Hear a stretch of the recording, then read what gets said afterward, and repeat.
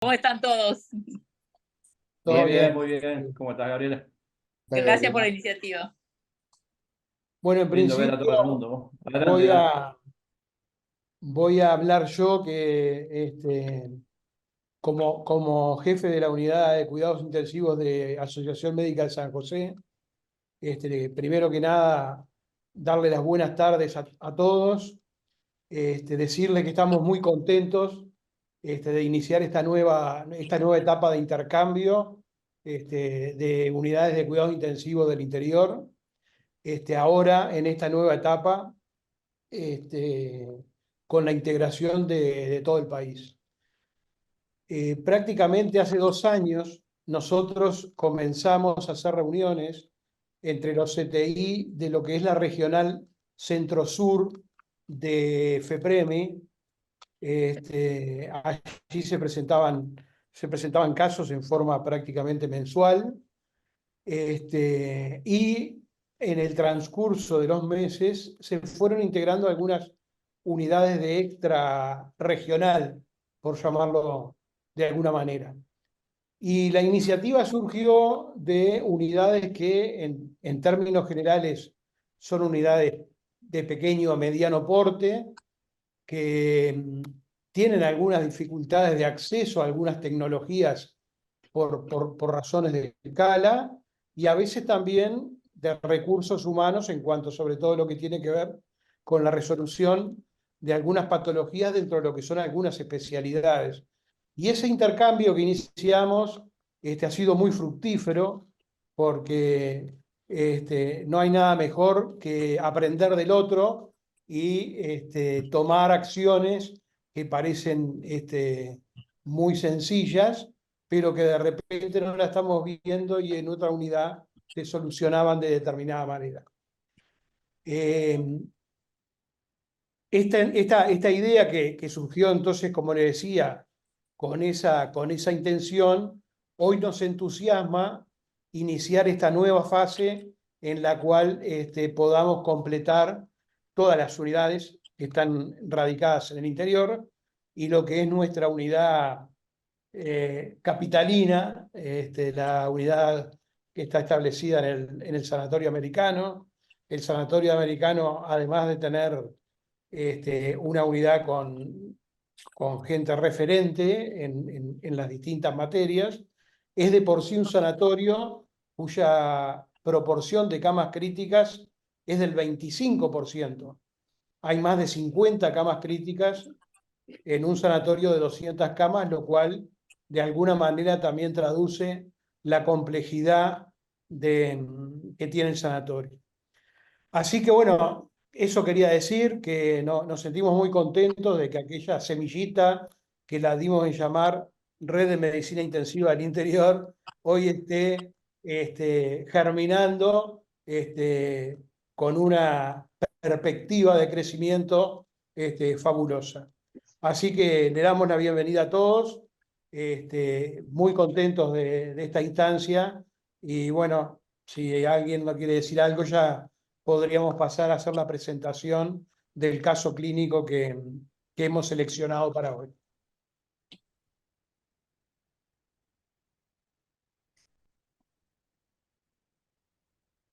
Este,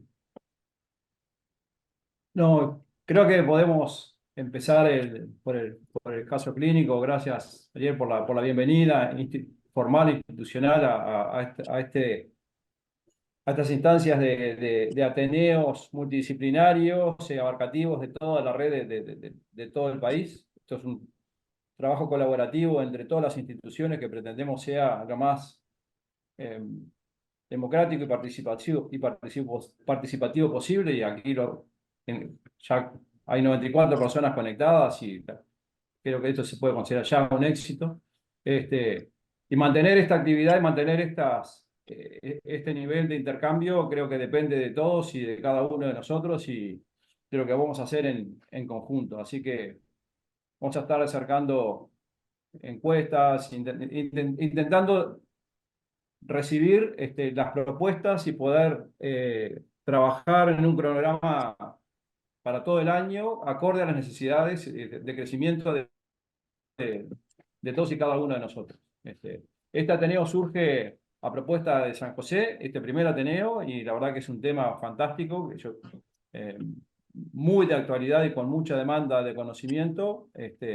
Y, y nada, creo que tenemos que ir directamente al caso clínico y después seguir trabajando nosotros en la estructura y en el futuro de esta red que aquí estamos viviendo.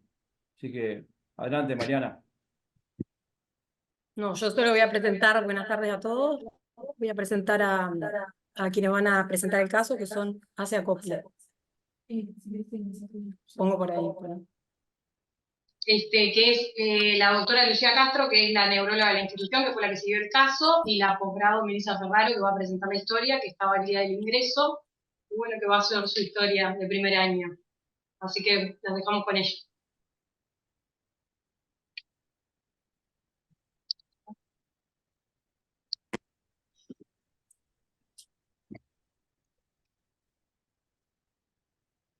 Ahí ya se ve hola, buenas tardes, mi nombre es Melissa. En principio vamos a empezar presentando el caso clínico. Se trata de un paciente de sexo masculino de 49 años, procedente de Colonia Huiza, trabajó en una curtiembre. Como antecedentes es un paciente hipotiroideo que está en tratamiento con T4, sin alergias medicamentosas. Él consulta el 2 de enero en filial Ciudad del Plata por un cuadro de 5 días de evolución dado por cefalea frontal y retroorbitaria que se acompañaba de fiebre que descendía con antitérmicos. En la evolución, el paciente agrega fotofobia, acusofobia e intolerancia digestiva. Él negaba lesiones en piel, no tenía sintomatologías de la esfera respiratoria, el tránsito urinario y digestivo bajo estaban conservados sin alteraciones. Como antecedente ambiental, el paciente refiere limpieza de alcantarilla una semana previa a la consulta, negando contacto con roedores y sin viajes al exterior. Del examen físico en la emergencia, se destacaba un paciente febril, estable en lo hemodinámico respiratorio, una piel que no tenía lesiones hemorragíparas ni herpéticas, Glasgow 14 a expensas de confusión, presentaba así rigidez de nuca, con Brunzinski y Kernig negativos y sin otros déficits focales neurológicos. De la otoscopía del ingreso no tenía alteraciones. El paciente se traslada a la emergencia de asociación médica para continuar valoración y el tratamiento. El traslado se realizó sin incidentes. La paraclínica del ingreso es la que está señalada acá. Lo que queríamos destacar, bueno, que era un paciente inmunocompetente, solo una leucocitosis de 10.000 con la linfocitopenia de 760, y la otra alteración que presentaba era una hiponatremia sin otras disfunciones al ingreso. Con plateo de encefalitis o meningoencefalitis aguda supurada se realiza una punción lumbar que presentaba un líquido incoloro, y del citoquímico se destaca un PANDI positivo, unas proteínas de 0,71, glucosa 0,60, 320 glóbulos blancos, de los cuales 50% eran polimorfos nucleares, y 260 glóbulos rojos que estaban 100% conservados. Se inicia ceftriaxona y aciclovir empíricos, y ahí ingresa a la unidad el 3 de enero. El paciente permaneció 27 días en el CTI. De la evolución, lo que destacamos a nivel neurológico, que estaba confuso al ingreso, sin déficit al ingreso, manteniendo intensa rigidez de nuca. Se realiza una tomografía de cráneo, que es la que se muestra acá.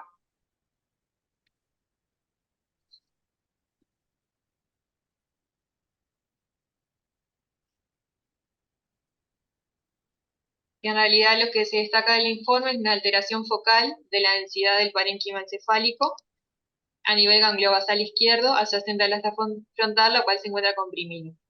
Además presentaba discreto edema subcortical a nivel de la ínsula, no identificándose realce significativo en el medio de contraste intravenoso y no presentaba otras alteraciones.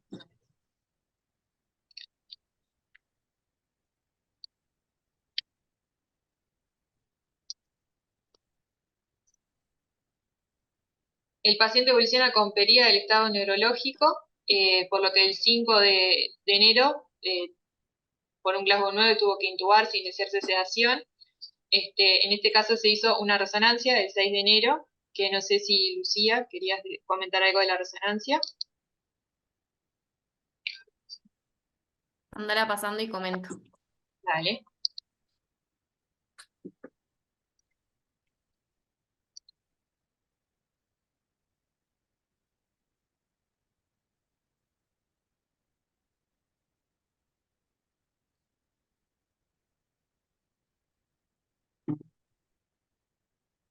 Esa en realidad es la difusión, capaz que pone el flare que debe estar más adelante, Bien. que en la difusión no tiene restricción.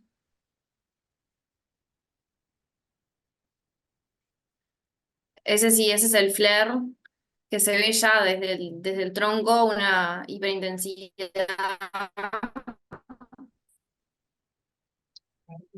A ver ahí. Ahí va, ahí va. Ahí desde el tronco ya la protuberancia mesencéfalo tuvo una hiperintensidad de sustancia blanca y de sustancia gris, que es mayor ahí a nivel ganglio basal y que marca ahí perilenticular como la cápsula externa, que dibuja como una paréntesis, un paréntesis que, bueno, es uno de los signos que se pueden ver en estas patologías. Tiene un compromiso gangliobasal bilateral con compromiso del núcleo caudado, de la cabeza del núcleo caudado bilateral, compromiso lenticular. También tiene una hiperintensidad bilateral en tálamo, es asimétrico, mayor izquierda, pero bueno, es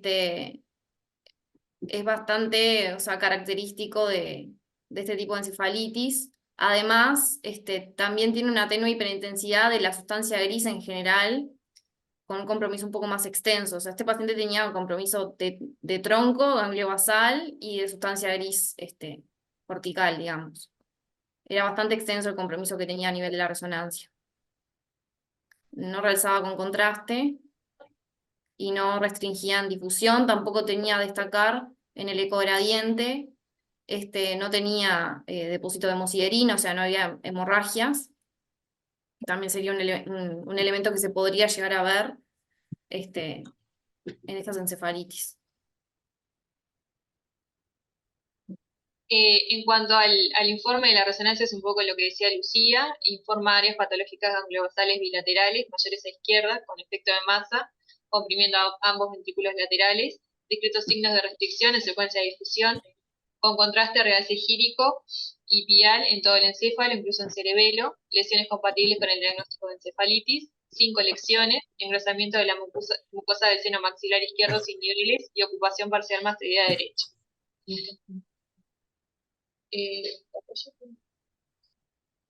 Se suspende sedación a las 72 horas desde que se inició. El paciente presentó un despertar lento con intensa depresión de conciencia a pesar de la suspensión de la sedación. Impresionaba en el despertar una parecia derecha desproporcionada a predominio braquial. En cuanto al tratamiento, se mantuvo tratamiento con corticoides desde el 9 de enero al 23 de enero con dexametasona, 12 miligramos día, dado el hallazgo tomográfico de edema, y anticomiциales, los cuales se suspendieron con electroencéfalo que no muestra actividad epileptógena. No sé, Lucía, si querías comentar algo del informe acá del electro. No, en realidad, como estaba sedado, digo, tenía signos de disfunción cerebral difusa, pero que se pueden ver también en las encefalitis, son inespecíficos, pero la mayoría de las veces el electroencefalograma está alterado, aunque no haya actividad epileptiforme. Bueno, del resto de lo neurológico presentó una buena evolución posterior, realizó fisioterapia de rehabilitación y mejoró la hemiparesia que la confirmamos después con el despertar. En cuanto al resto de lo sistémico, el infeccioso se mantuvo febril al ingreso con leucocitosis en ascenso, se mantuvo tratamiento antibiótico empírico con ceftriaxona hasta que tuvimos el cultivo negativo de líquido cefalorraquídeo, recibió tratamiento antiviral empírico con aciclovir, se repitió la punción lumbar a las 48 horas del ingreso en vistas a solicitar panel viral, arbovirus y encefalitis equina, dado el antecedente epidemiológico del paciente. Esta segunda punción lumbar se obtuvo un líquido claro del citoquímico pandipositivo, proteínas 1,54 y glucorraquia de 0,52, con 180 glóbulos rojos, 50% polimorfonucleares. Como para resumir un poco de la microbiología, de lo sistémico tenía una serología antivirus y leptospira negativa. El cultivo de líquido cefalorraquídeo del 5 de enero fue sin desarrollo, antígeno neumo de ese mismo líquido negativo. Film array de herpes virus, que es el que está señalado acá, también negativo. Se realizó un PCR para encefalitis equina del oeste en líquido cefalorraquídeo y suero, los cuales fueron ambos negativos, que es lo que está informado acá abajo, y bueno, una serología de arbovirus también negativa. Como complicación infecciosa presentó una neumonía asociada a la ventilación, que no se aisló germen, recibió tratamiento antibiótico empírico con ceftazidime y amikacina, y bueno, también una infección peritraqueostoma que se trató con antibiótico local. De acuerdo con el equipo de neurología, se realizó una nueva PL el 17 de enero para encefalitis equina por una posibilidad de falso negativo al inicio con una imagen sugestiva y para repetir también arbovirus. Como diagnóstico diferencial se planteaba una encefalitis autoinmune y, bueno, solicitar eventualmente un panel inmunológico en líquido cefalorraquídeo que no se realizó dado la mejoría del nivel de conciencia del paciente con el tratamiento. De esta punción lumbar del 17 de enero se obtuvo líquido claro con presión de apertura normal, del citoquímico glucosa 0,78, proteína 0,4, se observan 120 glóbulos blancos, 100% mononucleares. Y es en este que el enzimo de inmunoanálisis de captura IgM fue reactivo con un informe que nos llega a nosotros el 30 de enero, que es el que está detallado acá. Del resto de la evolución del paciente, lo hemodinámico requirió transitoriamente vasopresores vinculados a la sedación, no tuvo arritmias. En los respiratorios, bueno, se intubó, como ya habíamos dicho, por el estado neurológico el 5 de enero, tuvo un buen intercambio gaseoso mantenido. Se extuvo de coordinación el 11 de enero con una falla a las 24 horas por mal manejo de secreciones. Presentó una lenta desvisculación, por lo que requirió traqueostomía quirúrgica coordinada. Difícil fue la desvisculación, se decanula el 27 de enero por la infección peritraqueostoma, que se trató con mechado y mupirocina tópica. En lo renal siempre tuvo diuresis conservada sin estímulo, no tuvo injuria renal, mantuvo sí la hiponatremia, que se trató con tratamiento médico sin otras disfunciones. En lo metabólico recibió nutrición integral al ingreso con buena tolerancia, con un buen control del metabolismo hidrocarbonado y sin disfunción gastrointestinal. Y en lo hematimétrico se mantuvo sin anemia, tuvo una disfunción hematológica transitoria que requirió transfusión con plasma fresco congelado previo al procedimiento quirúrgico, y después no requirió otras transfusiones, y bueno, se realizó traumoprofilaxis con heparina. Al egreso, Luciana, no sé si querías describir acá el examen neurológico, lo que encontraste. Dale. Sí, antes algunas cosas, capaz destaco un poquito de lo que venís diciendo, Bien. que a destacar en realidad el paciente tiene una punción lumbar al inicio que sugería una encefalitis infecciosa, si bien no descarta lo inmunomediado que tenga glóbulos blancos polimorfonucleares. Bueno, nos sugiere proteínas elevadas y glóbulos blancos, sugería una encefalitis infecciosa. Después en la punción lumbar que se repite a los días, esa pleocitosis polimorfonuclear pasa a ser a predominio mononuclear, que eso está descrito y es frecuente en las encefalitis virales.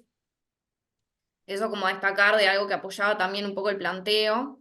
La hiponatremia, si bien es algo inespecífico, que se puede dar tanto en encefalitis infecciosas como inmunomediadas, bueno, también era otro elemento. Y bien, y en lo neurológico, que se presentó como una meningoencefalitis con intensa rigidez de nuca.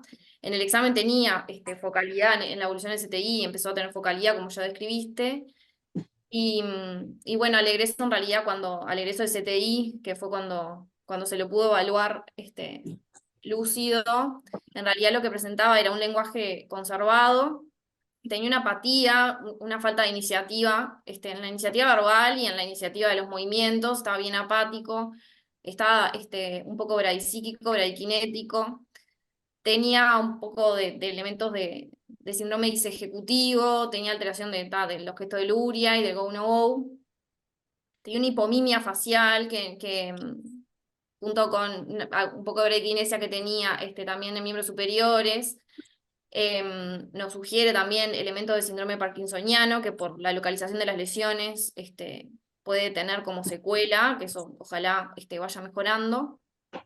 Y tenía un síndrome piramidal con una espasticidad que era grado 1 leve, sobre todo en miembros izquierdos, que llama un poco la atención porque la lesión mayor era a predominio izquierdo, pero bueno, la paresia era derecha y la espasticidad era izquierda, con una hiperreflexia.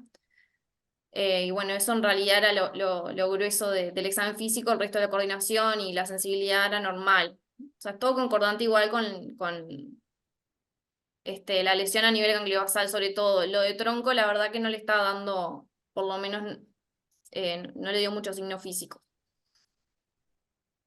Bárbaro.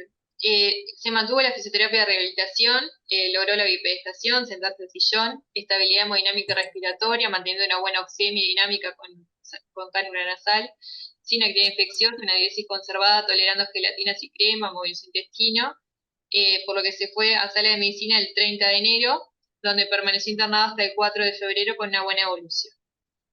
Actualmente, en comunicación con el paciente, lo que nos refiere son, presenta episodios de mareos transitorios y, bueno, que se mantiene sí la apatía que ya estaba descrita, pero deambulando con herida en buenas condiciones. Bueno, un poco para hablar sobre el caso clínico, primero queríamos hablar de la definición de la encefalitis. Encefalitis se define como la inflamación del encéfalo. Las causas pueden ser infecciosas por múltiples agentes o inmunomediadas.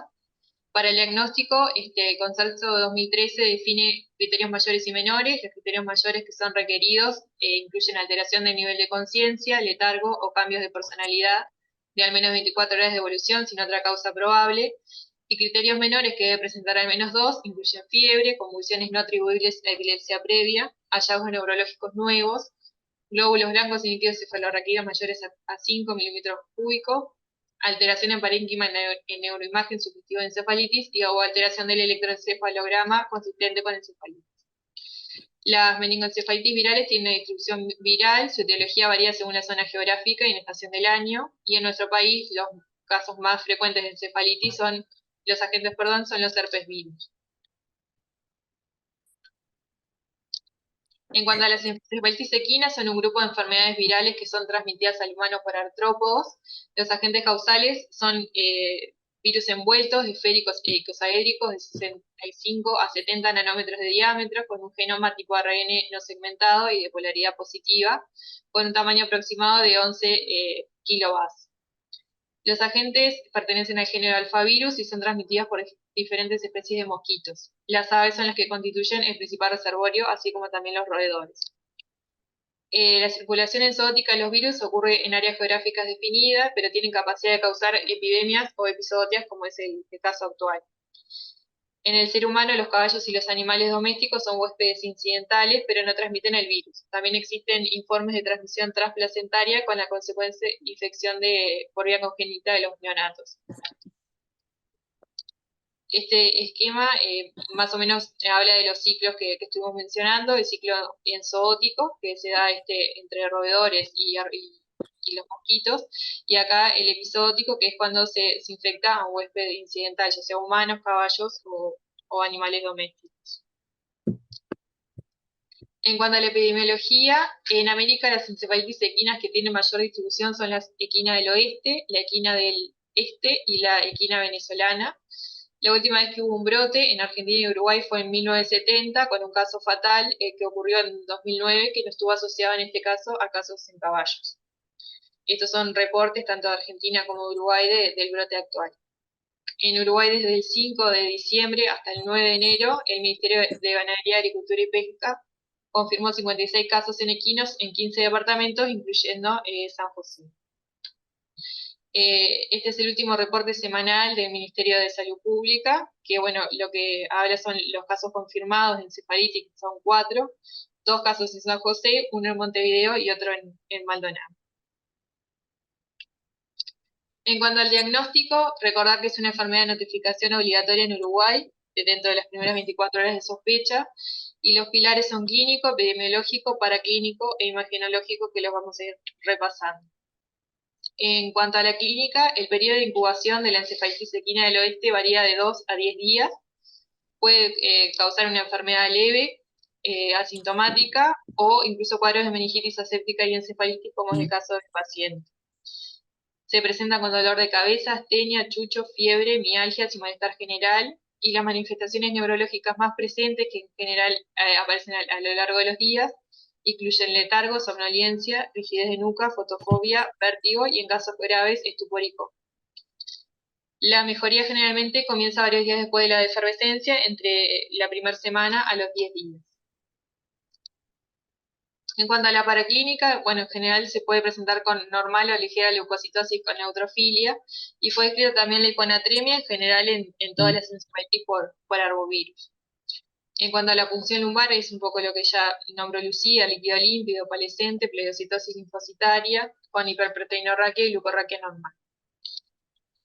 Para el diagnóstico se pueden utilizar tanto muestras de suero como de líquido cefalorraquídeo, y existen dos grandes tipos de métodos diagnósticos. Están los directos, los virológicos, que son PCR o cultivo viral, y los métodos serológicos indirectos, que es cuando se detectan los anticuerpos producidos contra el virus.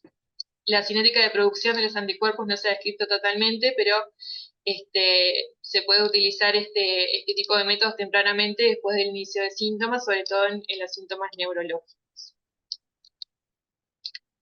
Un resultado positivo de un método directo va a confirmar la infección, pero como la viremia de estas infecciones es corta y baja, en los casos en que la enfermedad está en fase neurológica, probablemente los métodos directos puedan darnos un falso negativo en sangre. Por lo tanto, un resultado negativo mediante un método directo no va a descartar la infección, y ante la sospecha clínica y epidemiológica se deben utilizar métodos serológicos indirectos, como fue el caso de este paciente. Este resumen es el que propone la Organización Panamericana de la Salud, que es más o menos lo que estábamos hablando de los métodos directos e indirectos, que dejo ahí el link. En cuanto a la imagenología, es lo que también ya estuvimos hablando un poco, demuestra neuroinvasión, la resonancia, demuestra neuroinvasión de las estructuras de la sustancia gris profunda, puede ser gangliobasal y talámica. Esto generalmente es en todos los arbovirus, y hay otras etiologías que también lo pueden presentar, por ejemplo, enfermedad por priones, encefalitis autoinmunes y RAPER. Y el electroencéfalo se utiliza para buscar evidencia de encefalopatía con signos de actividad subclínica. Es anormal en 80% de los casos, pero no tiene un patrón patológico. Esto es un poco son otras resonancias de otros casos que muestran la afectación, sobre todo ahí gangliobasal. Sí, esta en realidad es de un artículo de encefalitis equina del este, no es de la del oeste, pero en realidad el cuadro clínico y la imagen son muy similares. O sea, la equina del este es más grave, que por suerte no se han reportado casos en Uruguay, pero nada, la clínica y la imagen es muy similar. O sea, están buenísimas estas imágenes.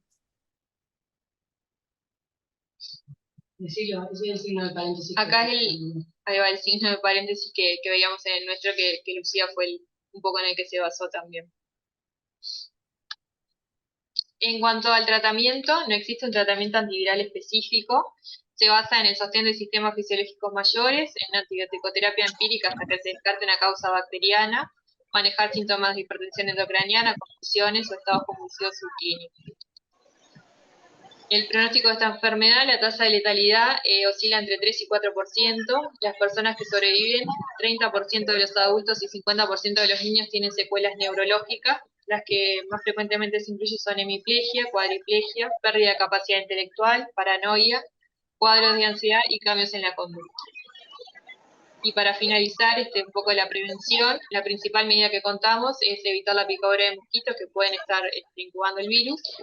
Eso es mediante saneamiento ambiental para evitar proliferación de mosquitos, prevenir picaduras de mosquitos usando ropa clara y de manga larga, espirales, repelentes, comunicación y sensibilización, vacunación en equinos, y también puede haber vacunación en humanos, que hay una vacuna que se estuvo probando en Estados Unidos desde el 1976, que tiene una eficacia posserie primaria de 3 dosis de 42%. Pero bueno, eso aún no tenemos mucho acá. En cuanto a la bibliografía,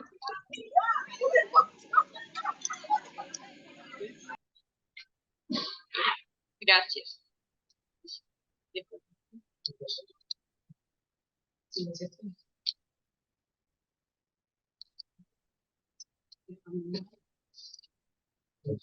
Perdón, yo quería Sí, dale, Luz.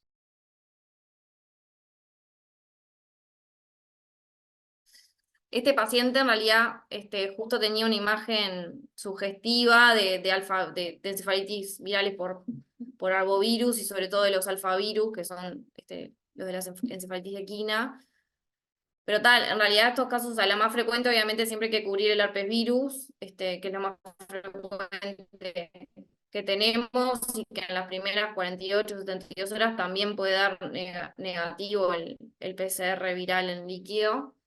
Y tal, sabiendo que estos resultados además demoran como 2 semanas. Eso por un lado, y por otro, siempre está la sospecha, obviamente, también el diferencial de encefalitis inmunomediada, que en este caso, por suerte, no se planteó como un problema de tratamiento, porque bueno, se hicieron un poco de corticoides y el paciente fue mejorando, con tendencia a la mejoría, entonces no hubo que escalar o tomar otra conducta en el tratamiento, porque en realidad el tratamiento es de sostén, no hay nada demostrado, hay en algunos lugares que hacen inmunoglobulinas, pero no hay evidencia concreta del beneficio de las mismas, pero en pacientes que no mejoran o graves se pueden probar inmunoglobulinas también.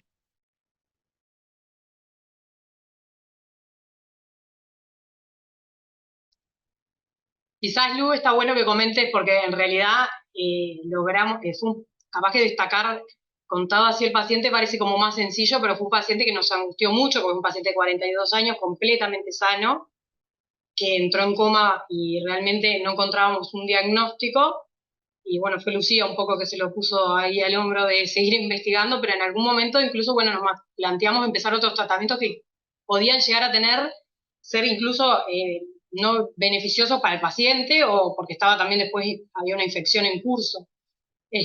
Realmente lo que resolvió fue que el paciente solo empezó a mejorar, pero si hubiera seguido en coma, probablemente hubiéramos empezado a ir para otro lado, porque bueno, los resultados de las técnicas diagnósticas que teníamos hasta ese momento eran todos negativos. No sé si vos querés decir algo de eso, porque parece como que todo anduvo muy rapidito, pero no fue así. No, fue un poco lo que intenté como, sí, decir, que en realidad sido grave, capaz le hubiéramos hecho inmunoglobulinas, que la sospecha clínica de repetir el estudio estaba, digo, de leer la bibliografía y ver que en la primera semana puede ser negativo también el resultado, y que es frecuente que sea negativo también, y bueno, la imagen era muy sugestiva, entonces por eso se decidió repetir la punción lumbar, pero obviamente que fue un desafío diagnóstico, sí, totalmente. Y lo bueno de repetir la punción lumbar, ¿no? Y volver a mandar las mismas muestras para hacer los mismos estudios, porque podríamos haberlo tomado como negativo y no. Por eso, a continuación, que le voy a pedir a la doctora Noya que presente a Gonzalo Tomás, es que intentamos invitar gente de la parte de laboratorio o de análisis. En realidad nosotros derivamos la muestra al Laboratorio de Biología Molecular del Sanatorio Americano, y ellos fueron los que se pusieron en contacto con la Facultad de Ciencias, y bueno, ahí es que hicimos el contacto, y capaz que Verónica quiere presentar a Gonzalo. Sí, cómo no. Bueno, muchas gracias. Primero que nada, no sé si se escucha. Sí, se escucha, está sin imagen. Sí, tuve que sacrificar para poder tener buena conexión la imagen, pero quería agradecerles la oportunidad y bueno, y muy enriquecedor la exposición, la verdad, porque desde nuestra parte muchas veces nos perdemos todo este resumen y nos llega la muestra. Transmitirles también, antes de presentar a Gonzalo y a Janina y al doctor Rubén Pérez, que nosotros estuvimos trabajando con las muestras de líquido cefalorraquídeo tal cual llegaban al laboratorio, y con los ensayos que tenemos, que son ensayos que tienen que ser aptos para uso clínico, o sea, IBD y BDR, daban resultados negativos en su gran mayoría, o sea, en la totalidad. Se le hizo toda la familia de herpes virus, toda la familia, todo lo que está relacionado a meningitis, y eso evidentemente, a lo que el paciente persistía en el estado, genera una frustración. Entonces, eso a modo de introducción, para comentarles lo positivo que para nosotros resulta poder tener colaboraciones y grupos con otros colegas, en este caso de Facultad de Ciencias, que veníamos ya hablando con la doctora Janina Pancera, profesora adjunta, y que bueno, nos comentaba que ellos vienen evaluando diferentes herramientas como para el diagnóstico, y bueno, nos pareció una buena idea que el doctor Gonzalo Tomás pudiera comentar un poco el diseño que están haciendo y por qué existen limitantes para el diagnóstico a nivel de laboratorio clínico, que bueno, que quizás las presentas tú, Gonzalo. ¿Quieres que yo te suba la presentación o...? No, yo la presento, Bueno, yo la presento desde acá. Yo comparto.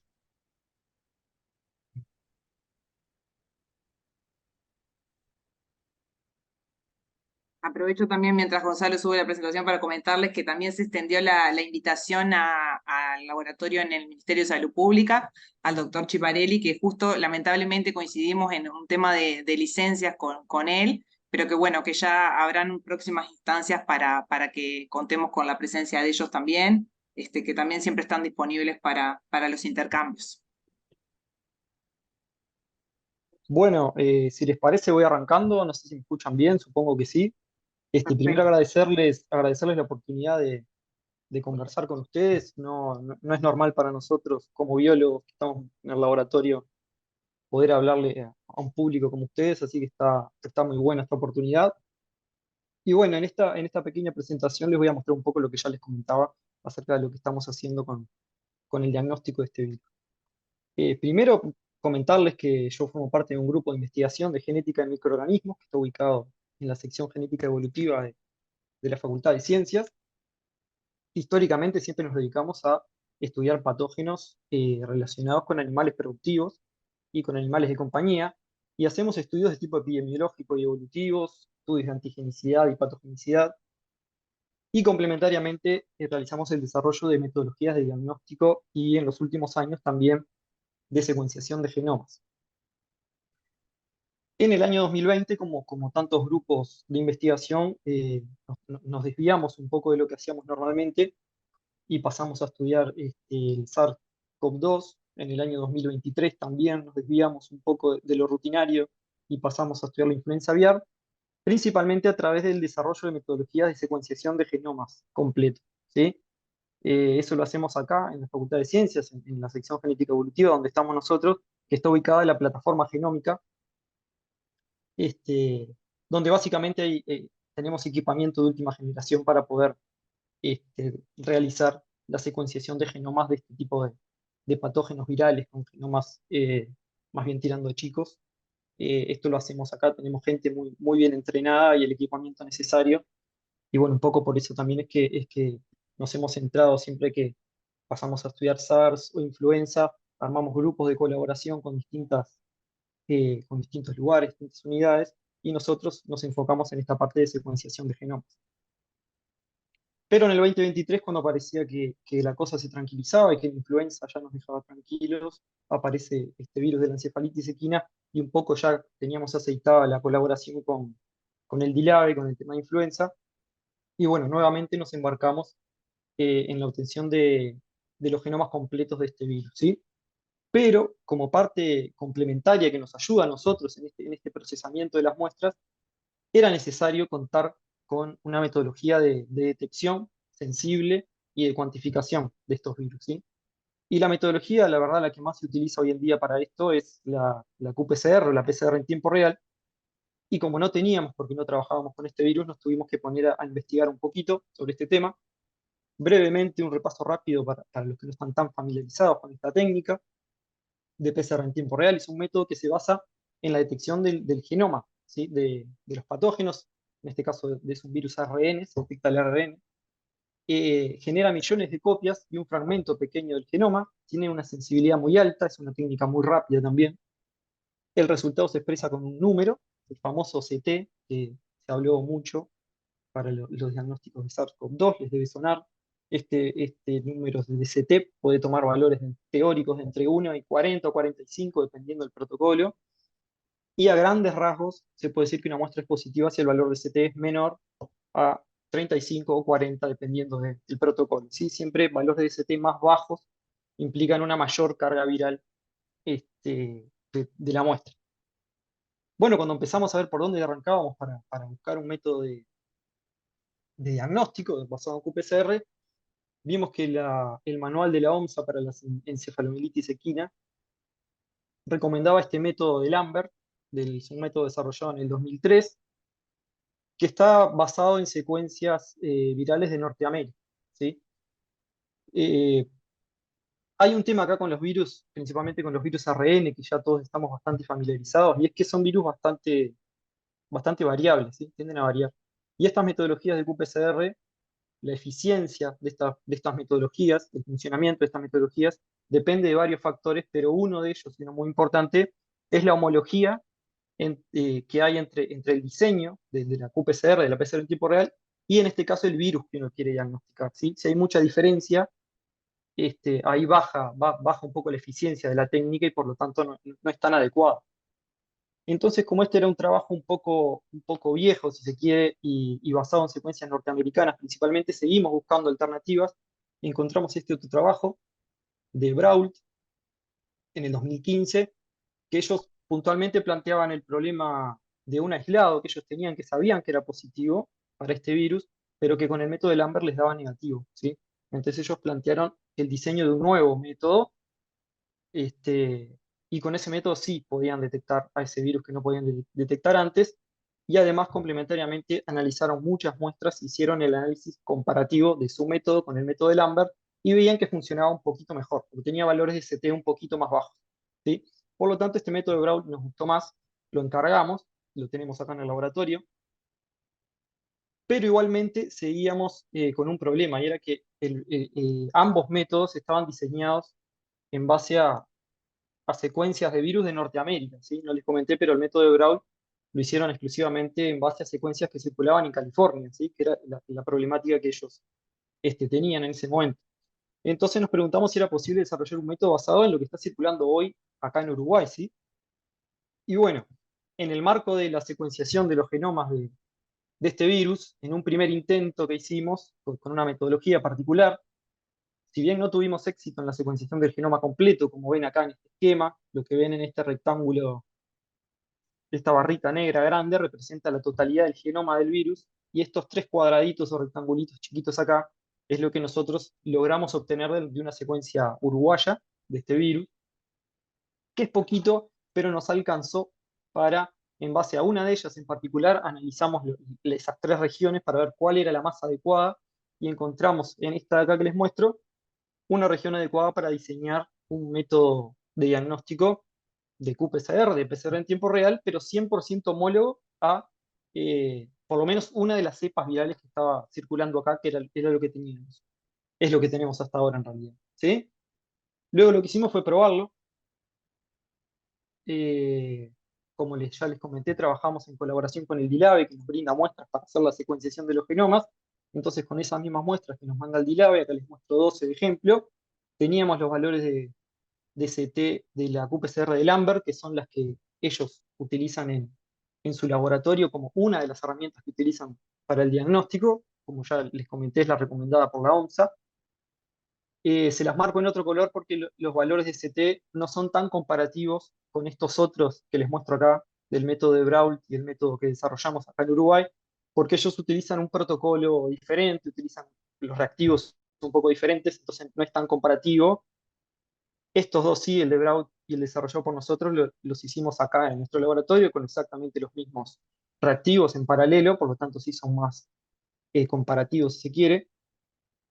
Pero básicamente el resultado que obtuvimos fue que, primero, que el método que desarrollamos funciona, que funciona bien, y que, como ya les comenté, si vemos los valores de CT para cada una de las muestras, vemos que el diseño hecho acá tiene valores de CT siempre más bajos que el método de Brault, también que el método de Lambert.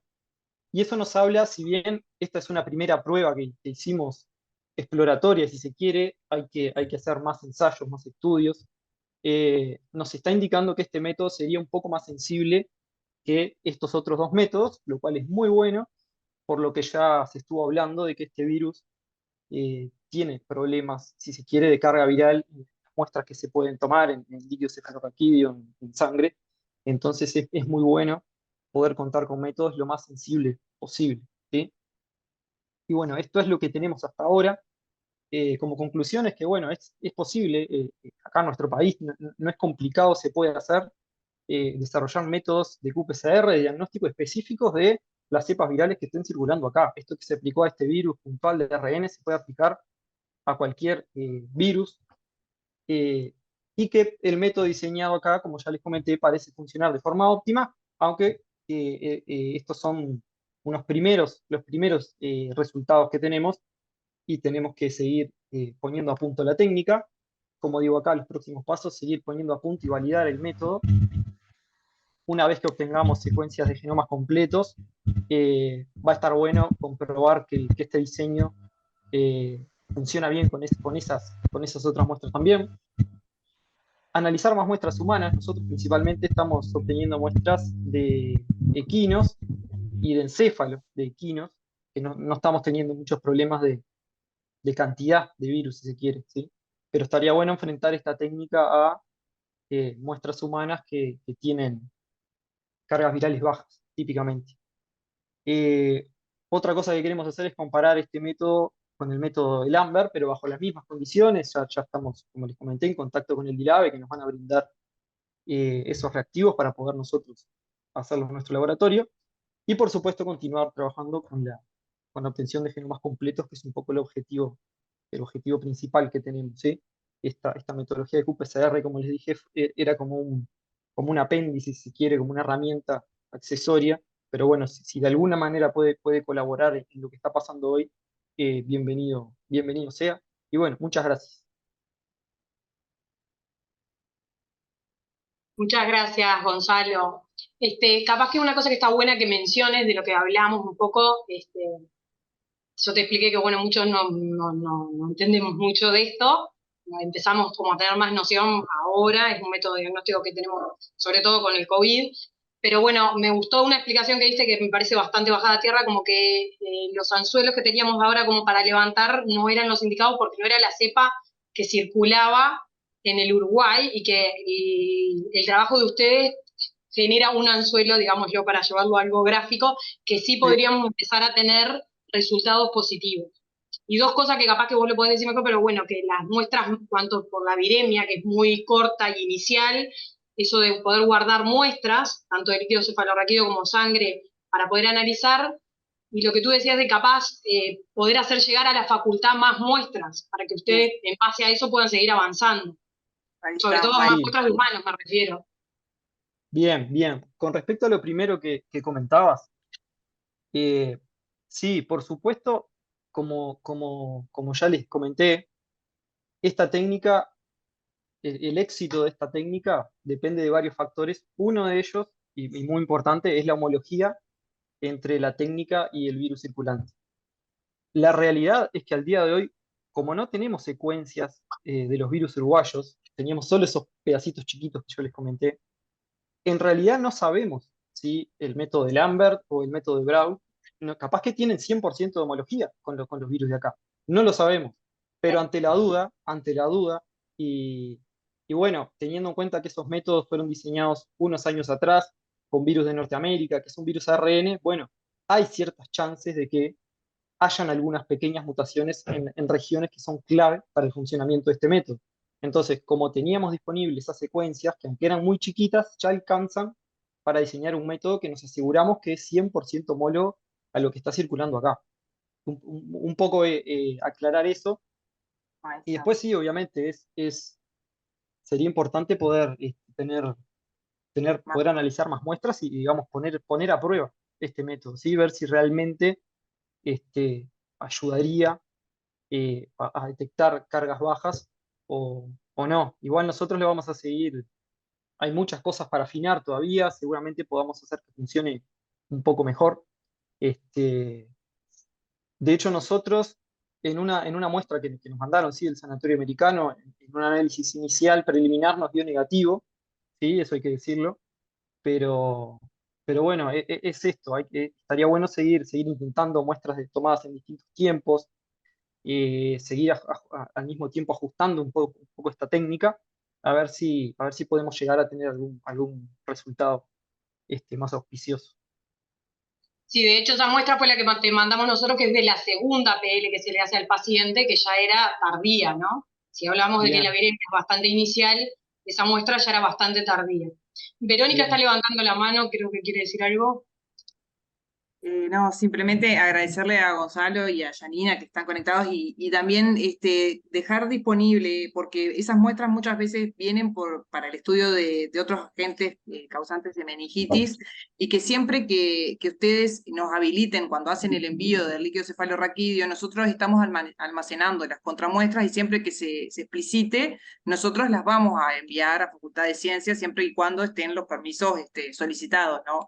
O sea que eso también me pareció importante comentarlo acá porque creo que ayudaría mucho cuanto más muestras podamos recepcionar y enviar a quienes tienen más avanzado el camino, es importante y creo que suma para todos. Sí, este paciente dio el consentimiento de utilizar su muestra porque se le pidió a la familia. Bueno, muchas gracias. Y ahora vamos a presentar que va por ahí, no sé si hay que sacarlo del silencio, puede ponerse él. Está Julio Medina, el profesor Julio Medina. No sé, Julio, si estás por ahí. Hola, ¿qué tal? Es el director de la Unidad Académica de Enfermedades Infecciosas del AR, que no estamos en medicina. Ahí te veo, Julio. Dale, adelante, Julio. ¿Cómo andás? Bueno, muchas gracias por la invitación a la actividad, me parece excelente. Hay mucha gente conectada, eso muestra el interés por la actividad y por el tema. Y felicitarlo porque en realidad el diagnóstico se llega también por la persistencia del equipo de la Asociación Médica de San José para poder realizar un diagnóstico y confirmarlo, ¿no? Así que muy bueno eso. Voy a compartir una breve presentación.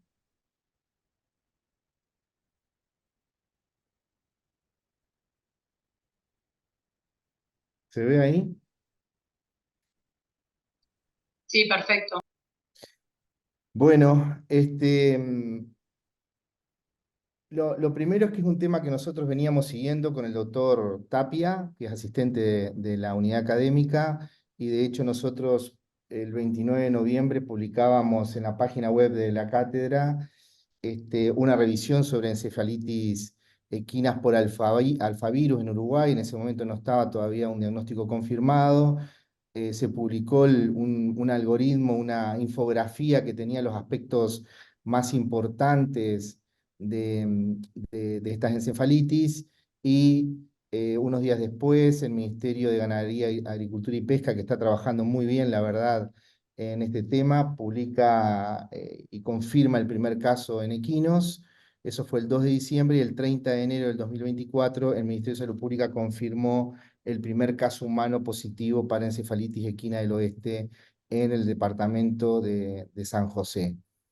Del punto de vista de epidemiología, ya la colega ha adelantado algo, hay dos tipos de transmisión, la más habitual es la vectorial por lejos, a través del mosquito, el mosquito común, doméstico, digamos, es el habitual, y la vía transplacentaria que está reportada de forma excepcional.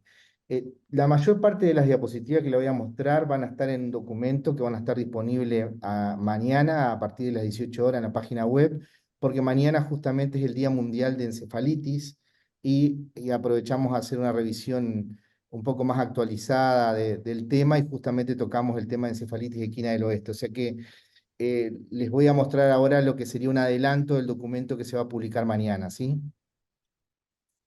Del punto de vista de la fisiopatología, lo que sucede luego que el mosquito pica a un humano, lo que hace es replicarse en el tejido subcutáneo y luego va hacia los ganglios linfáticos regionales y ahí genera la viremia. Si la carga viral es suficientemente alta, puede cruzar la barrera hematoencefálica, ¿sí? Y entonces ahí podríamos tener la sintomatología de meningitis o encefalitis. La mayoría de las personas, ustedes ya saben, que están infectadas van a tener casos asintomáticos o casos sintomáticos, pero con síntomas leves o mínimos, y va a ser bastante infrecuente, es infrecuente los casos severos, digamos, ¿no? Pero cuando son severos, cuando hay desarrollo de encefalitis, los pacientes pueden tener una evolución hacia la severidad, ingreso a terapia intensiva, algunas secuelas, en fin. Ahora, más adelante les voy a mostrar una tabla con los casos que tenemos reportados en Uruguay con algunos datos que son interesantes que los distintos colegas me fueron comentando. Los pacientes con sintomatología más severa, hay alguien hablando ahí. Miriam está hablando. Miriam Antunes. ¿Alguien la puede silenciar? Ya silencié. Gracias. Los pacientes con síntomas más severos se reportan en los extremos de la vida, eso ustedes también lo saben. Así que la relación entre casos asintomáticos y sintomáticos es de 1 a 1 en lactantes menores de 1 año, es de 58 a 1 en niños entre 1 y 4 años, y de 1150 a 1 en individuos mayores de 14 años. Eso quiere decir que en los mayores de 14 años es bastante infrecuente la severidad, salvo que estemos en un extremo de la vida en personas con edad más avanzada. No se cumple eso en el caso clínico de ustedes, que acaban de comentar muy bien, y en otro caso clínico también severo que ocurrió en Montevideo, ¿no? Que eran pacientes de 40 y pocos años.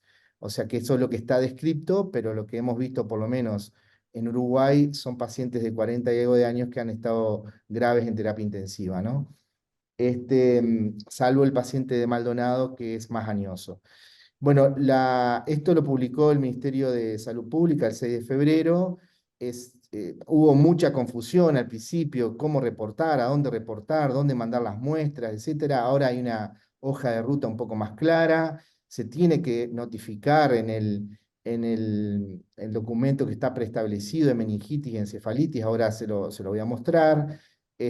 Hay un correo electrónico, hay una línea telefónica, está claro cómo hay que hacer la comunicación. Este es el formulario de notificación, que es el formulario de notificación de meningitis o encefalitis en general, y se reporta en este mismo formulario.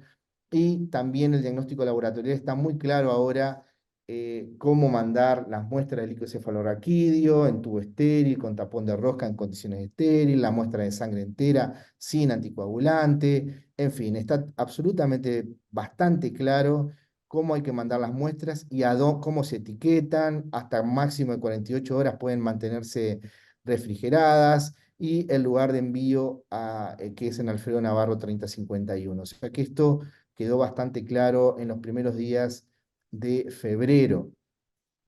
Ahora, el diagnóstico, lo primero es que recuerden que es una enfermedad de notificación obligatoria del grupo A, o sea, en las primeras 24 horas hay que hacer la notificación de cualquier meningitis y encefalitis, incluyendo esta, por supuesto, cuando hay sospecha.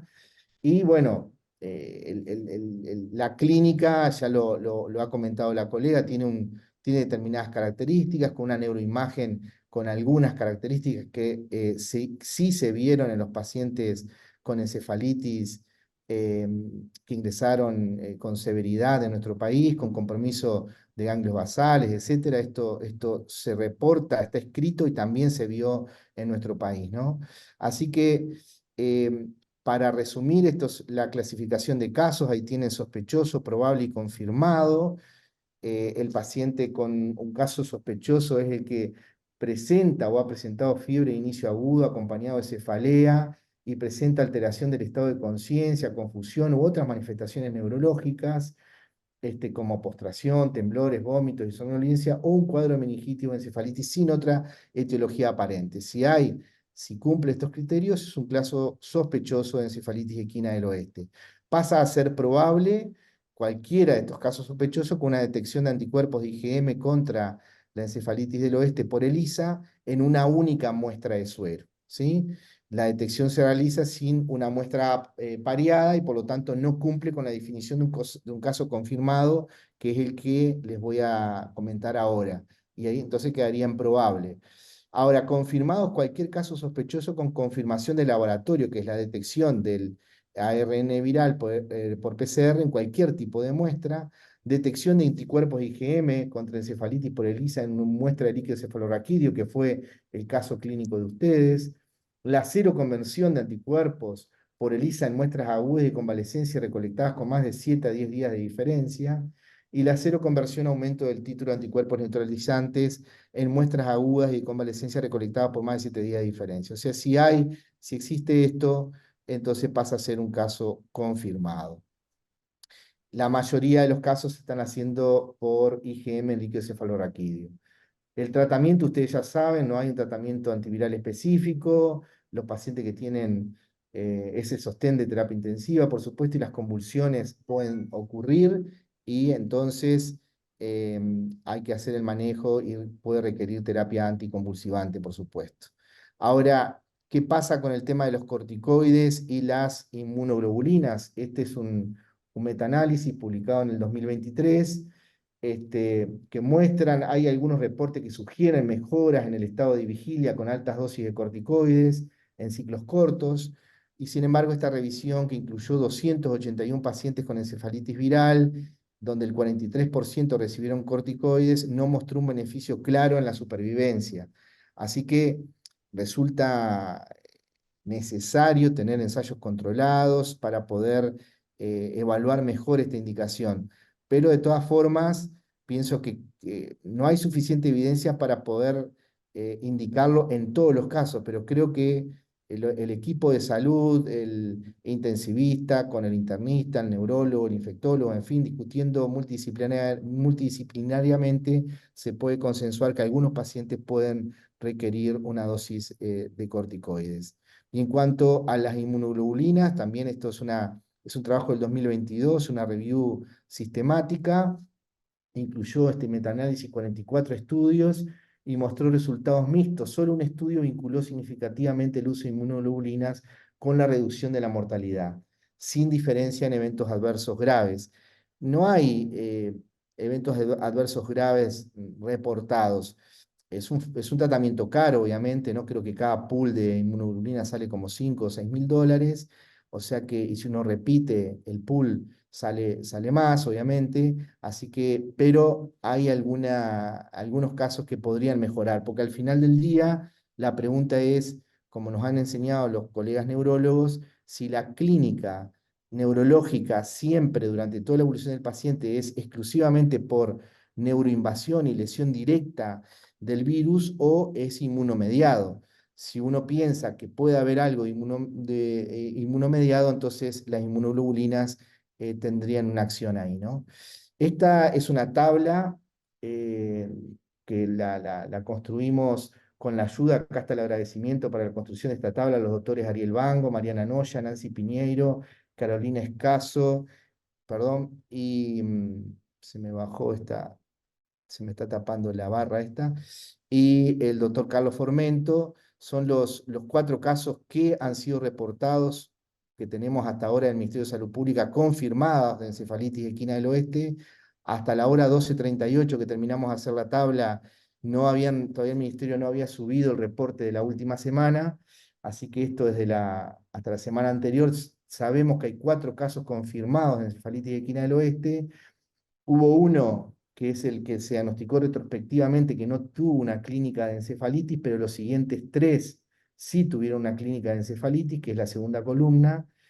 Ingresaron a CTI de estos 3, 2, hubo uno que no ingresó a terapia intensiva. Los que ingresaron a terapia intensiva requirieron intubación orotraqueal, y el que estuvo en cuidados moderados no requirió intubación, obviamente. En 2 situaciones se hizo, los pacientes que estuvieron graves en terapia intensiva, se hizo tratamiento con corticoides, pero no se hizo inmunoglobulinas, pero sí el paciente que estuvo en cuidados moderados, y dado que no había una mejoría inicial, se hizo inmunoglobulinas, y la colega neuróloga me comentaba que había tenido una mejoría franca el paciente luego de las inmunoglobulinas, ¿sí? Los 3 pacientes están con alta sanatorial y están en seguimiento, y los 3 tienen alguna persistencia de algún síntoma neurológico por ahora. El caso clínico de San José de ustedes comentaban que tenía apatía, el otro caso tenía un trastorno de la memoria, dice ejecutivo y elementos frontales, y el otro caso tiene un trastorno de glutorio muy leve, me parece, a derecho, y estaba todavía bradisíquico. Por supuesto que hay que esperar 3 a 6 meses, que es lo que hacen los colegas neurólogos, y para hacer un test neuropsicológico y evaluar cuánta secuela puede quedar eventualmente luego de un episodio grave o de severo de encefalitis, ¿no? Pero es razonable pensar que algún paciente no va a quedar como antes, van a quedar con alguna afectación. O sea, no es frecuente los casos graves, pero cuando ocurren, incluso están ocurriendo en pacientes sanos de 40 y pocos años, salvo el último caso, pueden generar un cambio en la calidad de vida de las personas, ¿no? Además de la situación de severidad inicial.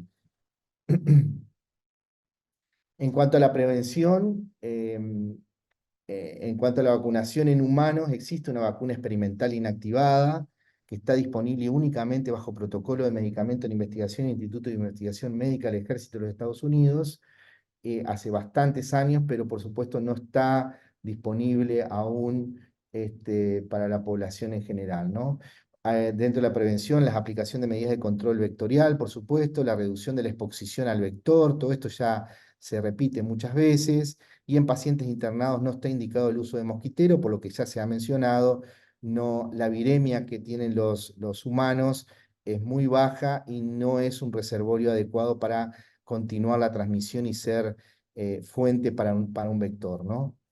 El pronóstico, ya termino, la desmineralización es una secuela característica de esta enfermedad y puede ser detectada incluso por imagenología, y los cuadros neurológicos leves pueden persistir durante semanas o meses con distintos grados de deterioro, retraso mental, cambio de comportamiento, parálisis, bueno, está un poco descrito ahí, y en los pacientes pediátricos hasta el 30% pueden presentar alguna secuela.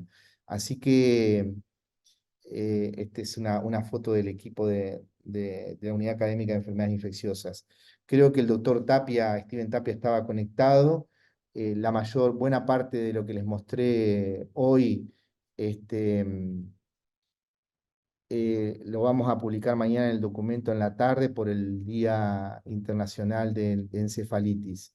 Está por ahí, Steven, si quiere hacer un comentario también. Bueno, muchas gracias, ¿eh?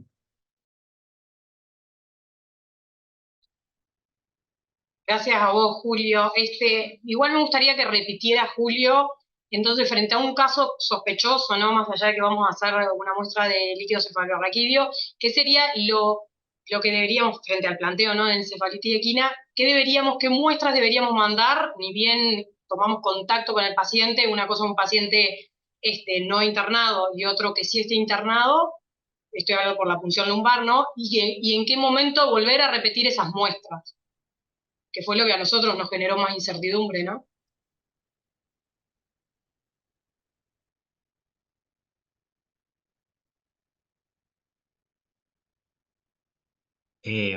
Perdón, Julio, estás muteado.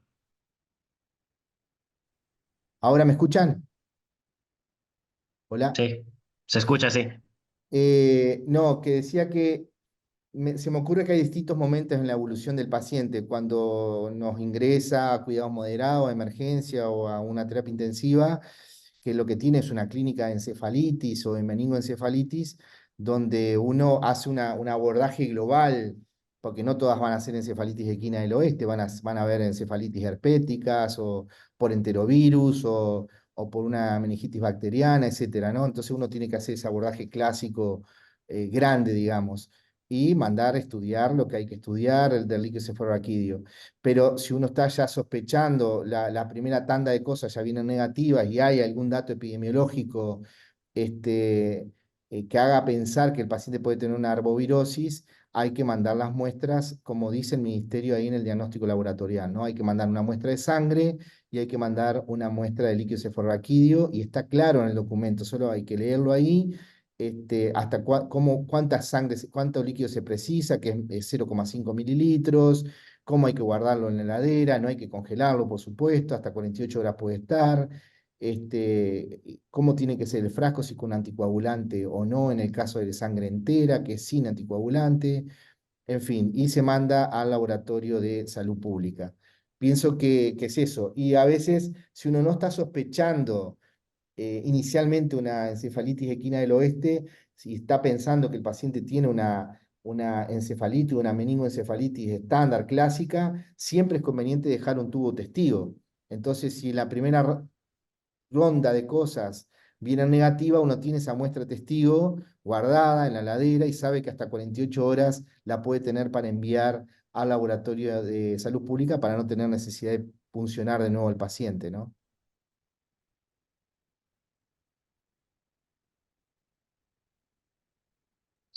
Bien, sí, el tema era porque es una serología, ¿no? La IgM, todo dependerá del momento en que sacamos la muestra, por eso iba la pregunta, que No, fue lo pero que... esto, lo que pasa que eso lo va a hacer el ministerio, o sea, tú podés pedir IgM, líquido cefalorraquídeo y PCR, pero, o sea, podés pedir las dos cosas, pero eso en realidad el propio ministerio lo va a hacer, digamos, ¿no?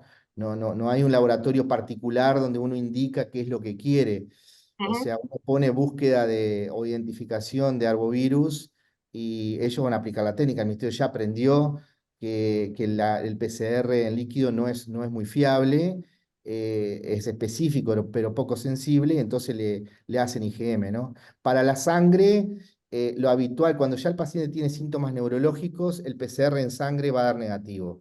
Habitualmente la viremia es muy corta, y entonces, por más que uno mande la sangre, el PCR va a dar negativo usualmente, pero ahí sí va a servir para tener una primera muestra de anticuerpos en sangre y luego repetirla para tener la muestra posterior, ¿no? Bien, muchas gracias, Julio. Buenísima la presentación y como más, o nos agarra más ordenados ya que lo que fue el inicial.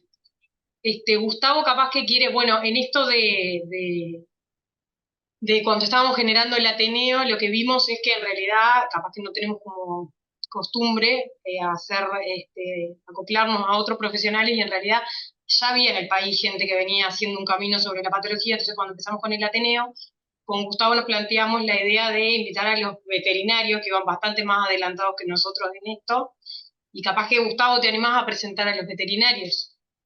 Sí, cómo no. Hay varios aquí conectados, algunas caritas conocidas.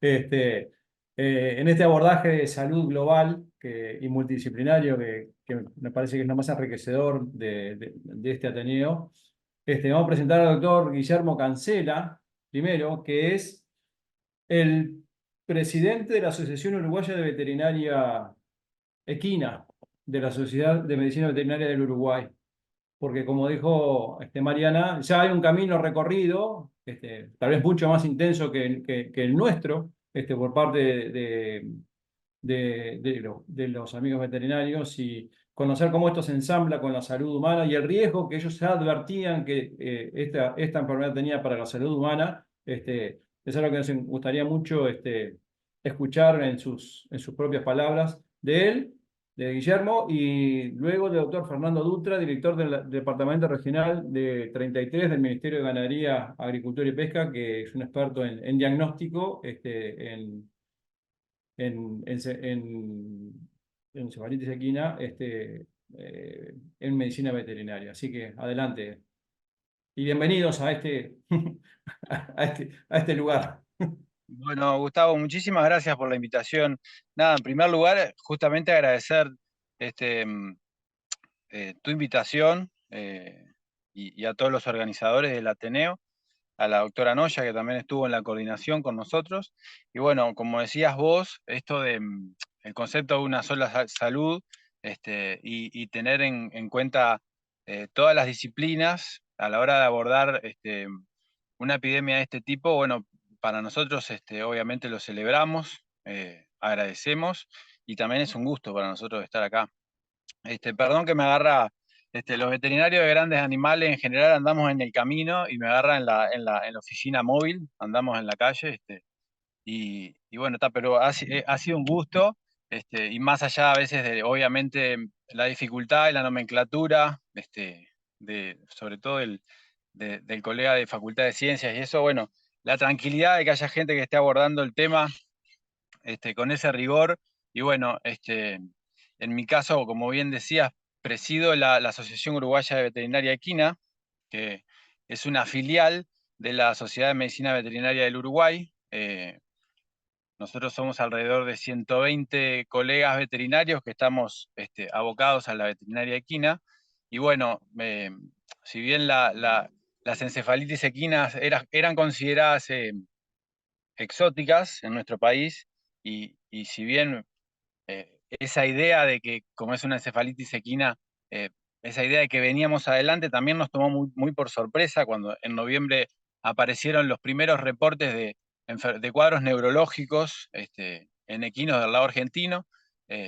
Lo primero que pensamos todos fue en posibles intoxicaciones o rabia, pero bueno, llegó primero el diagnóstico en Argentina y luego, bueno, los colegas del Ministerio de Ganadería, Agricultura y Pesca trabajaron fuertemente, obviamente, como decían los compañeros médicos y el compañero de Facultad de Ciencias.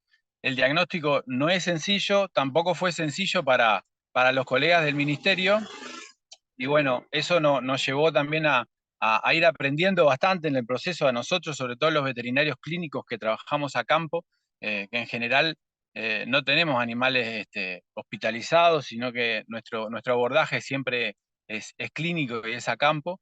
Y bueno, o sea, siempre empezamos con el tratamiento sintomatológico. Y bueno, lo que, como bien decías, nos llamó un poco la atención una vez que fue diagnosticada la enfermedad. En el caso puntual del Ministerio de Ganadería se vio un poquito desbordado por la cantidad de brotes y la cantidad de casos que, bueno, que los veterinarios oficiales zonales no podían ir. Entonces, si bien los colegas del ministerio hicieron un arduo trabajo con esa información, tratando de bajar a tierra los casos denunciados, porque los casos neurológicos en el equino son de denuncia obligatoria, también nosotros, como te decía, veterinarios de campo, sabemos que muchos productores, mucha gente, no denunciaba este tipo de cuadros, a veces por miedo. Entonces, bueno, hay muchos equinos que no figuraban. Entonces eso llevó que en la asociación, bueno, el grupo o el área de sanidad equina conforme un formulario Google para que los colegas vayan reportando y podamos complementar un poco esa información del ministerio.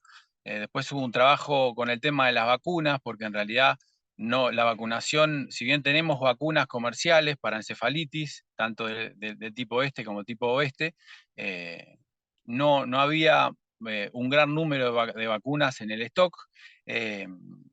Y tampoco era la vacunación obligatoria. Entonces, bueno, eso llevó a un proceso, el ministerio ahí también habilitó el ingreso de vacunas que en realidad no estaban habilitadas, no tenían todo el proceso de habilitación normal de vacunas para que puedan ser vendidas, pero bueno, por suerte se pudo llegar a vacunar buena parte del rodeo. No olvidar que en nuestro país los últimos datos, más o menos por el año 2020, hay alrededor de 430.000 equinos, es un número importante.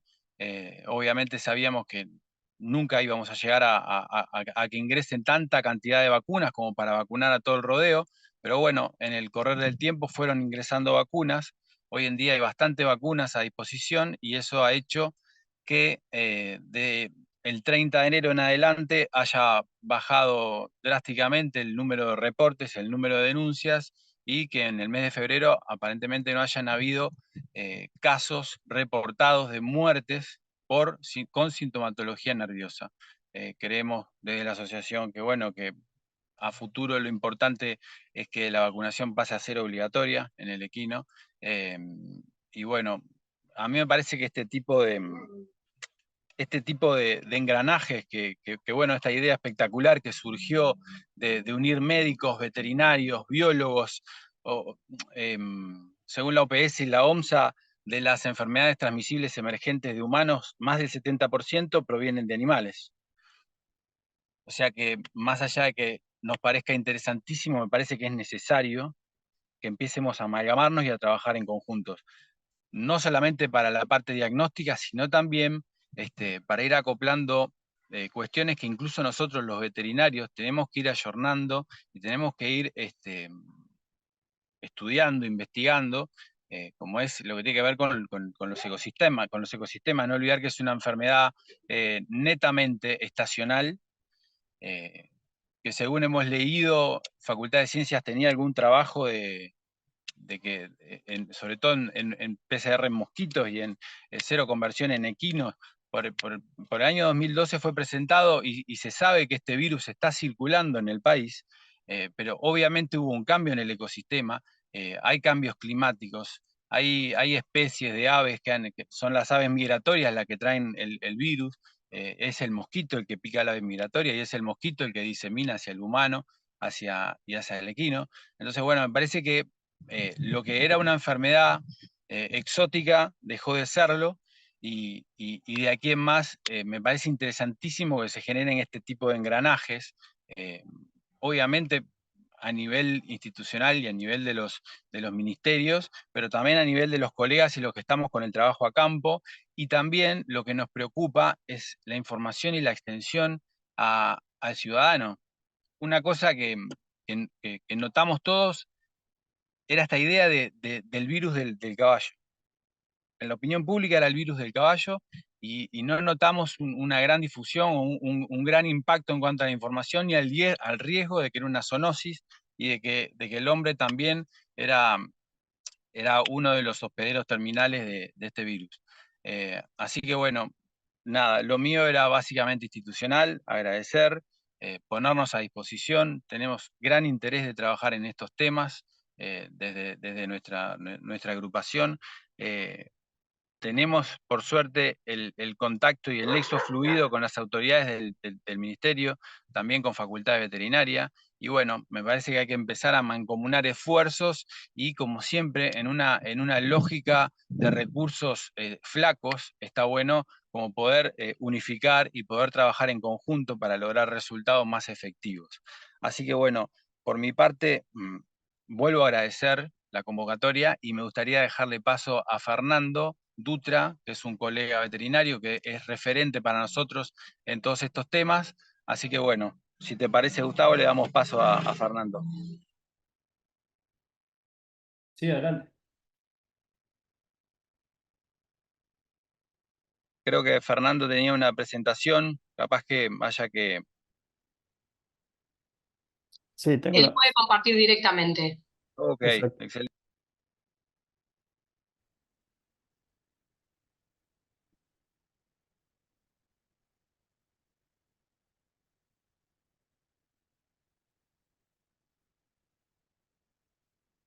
¿Ahí se ve?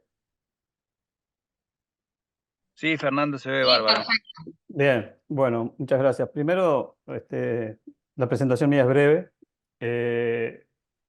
Y bueno, agradecer a todos los que han participado y al doctor Cancela, que fue el colega, que fue el que me invitó a través y del doctor Greco, todos los que han trabajado en este tema y obviamente que es un tema interesante y muy apasionante. Obviamente ya se presentaron casos humanos. Para nosotros la diferencia entre humano yo soy patólogo básicamente, no hay diferencia.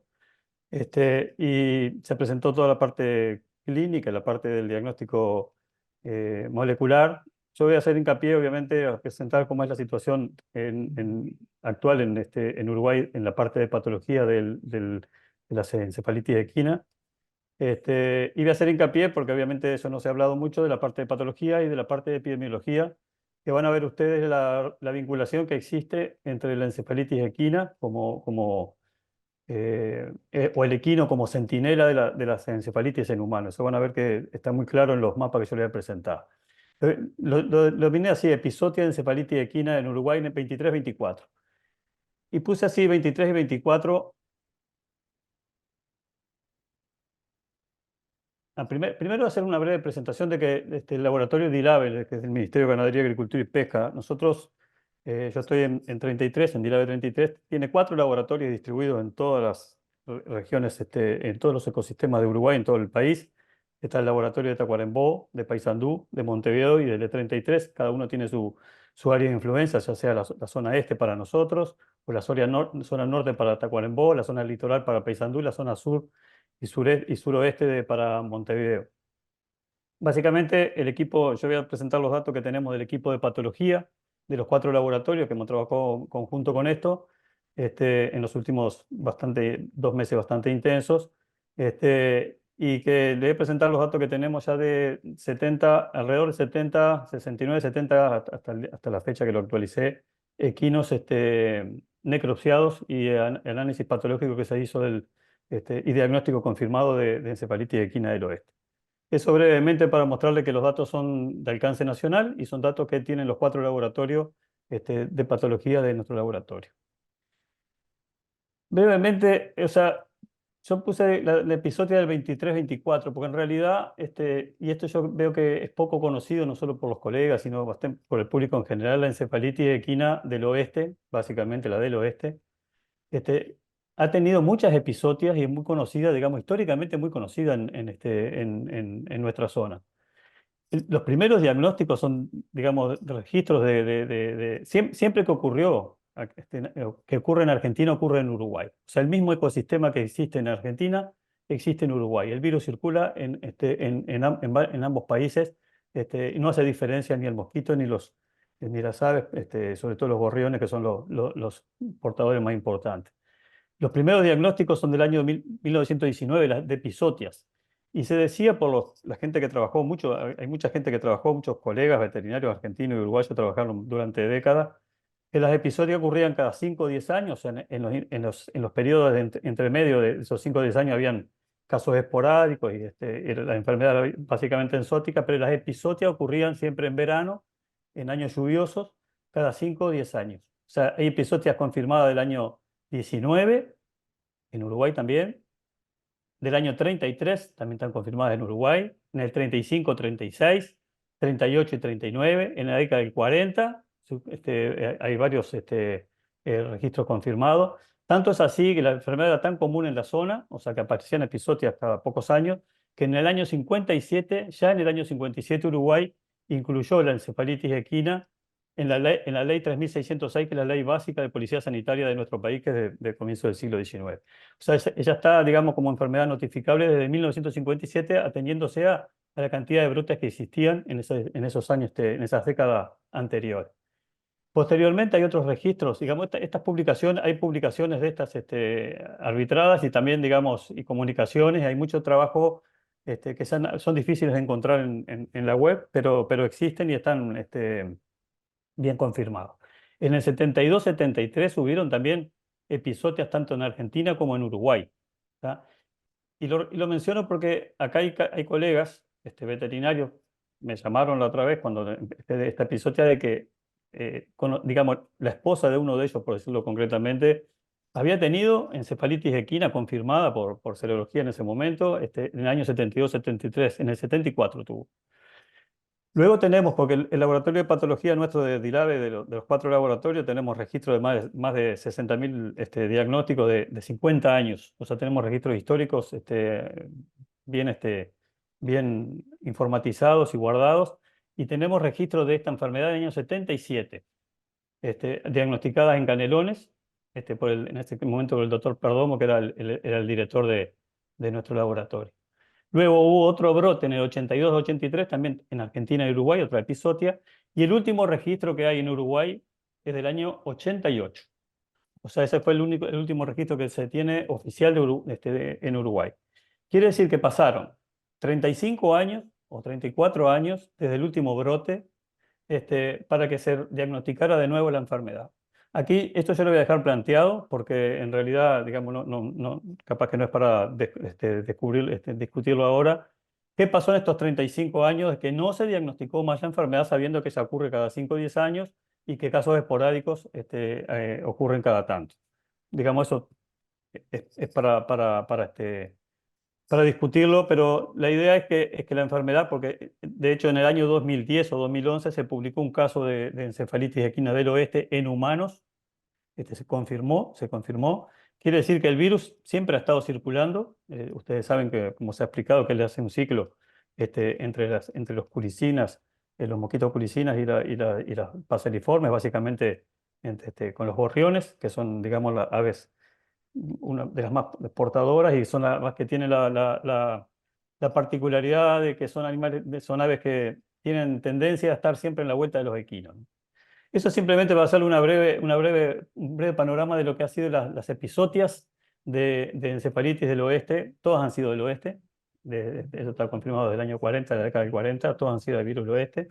En Argentina, en el norte, hubo un brote hace no tantos años de la este, y en Brasil también. Y en Uruguay se sabe que hay serología positiva, pero hasta ahora no se ha confirmado ningún caso de la encefalitis del este, ni siquiera de la encefalitis venezolana, que son dos encefalitis más graves, ¿no? Brevemente les voy a mostrar, yo quiero que se fijen, o sea, se habló bastante, ustedes hablaron bastante de la parte de clínica, digamos, yo no soy clínico, está el doctor Cancela, y ustedes pueden entenderlo mejor que yo, de cómo es el cuadro clínico de estos animales. Pero yo quiero que se fijen, obviamente en el cuadro clínico, pero también en el ecosistema donde están los animales, que son en general campos bajos, inundables, y, y, que vamos a ver dónde se distribuye básicamente, ¿no? Ese era un caso, o sea, los animales al principio tienen fiebre y a veces, digamos, se recuperan, otros evolucionan en los cuadros más neurológicos, más característicos, que tienen, digamos, yo les traje solamente 2 videos, que son con los animales caen, como en por ejemplo, se enredan en los alambrados y caen y tienen temblores, abren la base de sustentación, tienen convulsiones. Ya cuando llegan a este estado, en general mueren en 24, 48 horas, es cuando los animales mueren. Más del 50% de los casos que tenemos son animales jóvenes, son menos de 2 años, son la mayoría, son las enfermedades más graves, como se comentaba también en humanos, es más grave en animales jóvenes y en animales adultos muchas veces es pasajero. Obviamente, nosotros, el laboratorio, lo que hace el laboratorio de patología, lo que yo le voy a mostrar, nosotros hacemos el diagnóstico, como se ha explicado ya anteriormente, el diagnóstico por PCR, ya sea de la sangre o del líquido cefalorraquídeo. Nosotros, en todos los casos autopsiados, sacamos líquido cefalorraquídeo y obviamente muchas veces son negativos, a pesar de que las muestras en el sistema nervioso y la histopatología y el PCR obviamente son de encefalitis equina del oeste. Digamos, vean, otra vez les muestro aquí, esto es en la séptima de 33, ven ahí, son campos bajos, en este caso contra el río Limar, son campos inundables y de verano, ¿no? Como decíamos, ¿no? La patología, que se le voy a hacer brevemente, o sea, las lesiones macroscópicas en el sistema nervioso son bastante inespecíficas, pero son severas. O sea, los animales presentan una hiperemia meningea muy marcada y el cerebro está edematoso.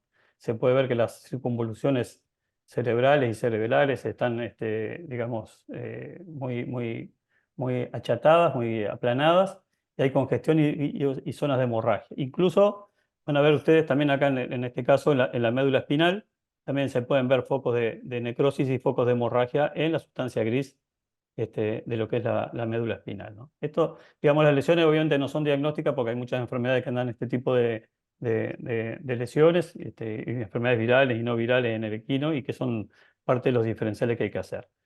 Ahora, la histología de esta enfermedad o la histopatología es igual a la histopatología de los casos descritos que hay en humanos, sobre todo de la encefalitis del este, bastante similar.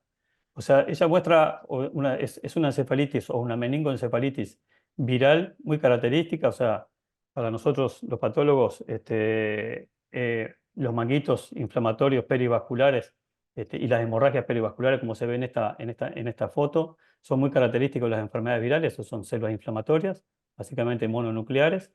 Y tiene una característica estos manguitos perivasculares que son asimétricos, o sea, ellos están obviamente todo alrededor del vaso, pero tienen parte en que las células inflamatorias migran hacia el tejido, como en este caso, migran hacia el tejido cerebral.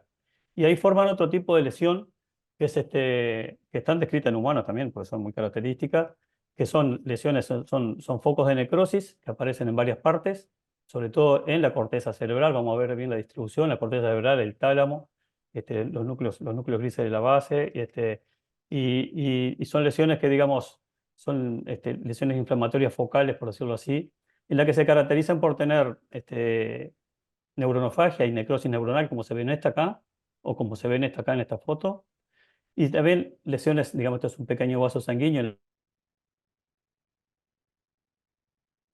lesiones inflamatorias perivasculares y se ven, estas que están con flechita acá son neutrófilos. Es bastante característico esta enfermedad de las encefalitis equinas, que el cuadro, digamos, histopatológico se ha caracterizado por células mononucleares, ya sea linfocitos como macrófagos, y neutrófilos. Los neutrófilos, sobre todo, son más comunes en la parte más aguda y luego disminuyen en cantidad y son más severas o más frecuentes en la encefalitis del este y la venezolana que en la del oeste. Pero en la del oeste, en esta que tenemos nosotros, si se busca bien, siempre se van a encontrar algunos neutrófilos. Eso algo también escuché también que en los casos humanos pasaba eso. O sea, obviamente los neutrófilos indican un cuadro, obviamente, la parte más, son cuadros rápidos más agudos, ¿no? Bueno, hay neuronofagia, como decía, y proliferación de células microgliales y los neutrófilos, que es lo que le da cierta característica diferencial histopatológicamente a estas encefalitis. Por ejemplo, que no pasa, por ejemplo, con la rabia o con otras encefalitis, con el herpes virus, que no, eso de que tenga cierta cantidad de neutrófilos, que obviamente requiere cierta expertise, buscarlo bien y hasta encontrarlo, ¿no? Todos estos casos que yo estoy representando son diagnósticos patológicos, histopatológicos y por PCR positivo. O sea, están todos confirmados por PCR. En cuanto a la distribución de las lesiones, o sea, todo esto, digamos, nosotros tenemos más, ya lo decía, casi 70 casos analizados y con todo el equipo ya más o menos se pudo hacer para tener un panorama de, eso nosotros lo usamos mucho para los diagnósticos diferenciales, sobre todo de rabia y de otros, saber la distribución de las lesiones. Nosotros, el cerebro se saca entero, se corta, se saca un pedacito obviamente para la parte de virología, para la parte de PCR, pero digamos, se procesa, se fija en formol durante 5 o 7 días y luego se corta transversalmente en láminas de medio centímetro, 1 centímetro, y se mira a la histología todas las distintas zonas del cerebro. Porque eso nos da un panorama del tipo de enfermedad que es. O sea, esta enfermedad se caracteriza porque las lesiones están en general en todo el tronco encefálico, en todo el encéfalo y el tronco encefálico y en la médula incluso. Básicamente las lesiones son en los hemisferios cerebrales, en la corteza gris, sobre todo, en los núcleos de la base, en el tálamo y en el hipotálamo, también en el puente, en el bulbo y el óvex, ya esas son menos frecuentes, pero también existen, o son menos severas. En el caballo es muy común, o bastante severa las lesiones en el lóbulo olfatorio, en el rinoencéfalo, siempre están presentes. Y en el cerebelo también hay lesiones, son menos frecuentes, pero también se encuentran. Digamos, es un patrón generalizado y básicamente la enfermedad desde el punto de vista patológico es una polioencefalomielitis generalizada con ese patrón de distribución de lesiones que lo diferencia de otras. Y cuanto a la parte, digamos, todos estos datos que yo les decía, estos 70 casos o aproximadamente 70 casos al día de hoy que están confirmados, ya le digo, tanto por patología, histopatología como por PCR, nosotros mostramos, obviamente tenemos la localización geográfica por seccional policial y por coordenadas, y simplemente esto lo hacemos con prácticamente todas las enfermedades que nosotros trabajamos. Van a ver ustedes que en este mapa de la izquierda es un mapa que muestra, digamos, las zonas calientes y las zonas más frías, digamos, ¿no?